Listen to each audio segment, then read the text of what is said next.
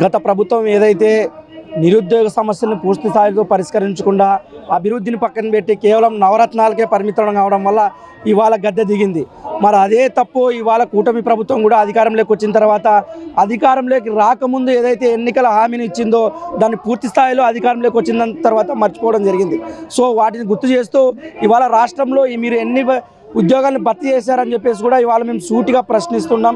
కేవలం మీరు పేపర్ ప్రకటనలకి మీడియాకే పరిమితమై మీరు చుల్ల కబుర్లు చెప్తున్నారు. ఈ రాష్ట్రంలో మసిబూసి మామిడికాయ చేసినట్టు రాష్ట్ర ప్రజలను మోసం చేస్తున్నారు తప్ప మీరు పూర్తి స్థాయిలో పరిపాలన ఎక్కడ అందించడం లేదు, నిరుద్యోగ సమస్యలు పరిష్కరించలేదు, మీరు పరిశ్రమలు తీసుకురాలేదు అని కూడా ఇవాళ మేము ప్రశ్నిస్తున్నాం. దయచేసి ఇప్పటికైనా ఈ కూటమి ప్రభుత్వం నిరుద్యోగ సమస్యలు పరిష్కరించే రకంగా ఆలోచించాలని చెప్పేసి, లేదంటే గత ప్రభుత్వానికి ఏదైతే గద్దె దింపామో ఈ ప్రభుత్వం కూడా అదే త్వరలోనే సమాధి కట్టే గద్దె దింపే రకంగా మేము ముందుకు కొనసాగుతామని తెలియజేస్తున్నాను.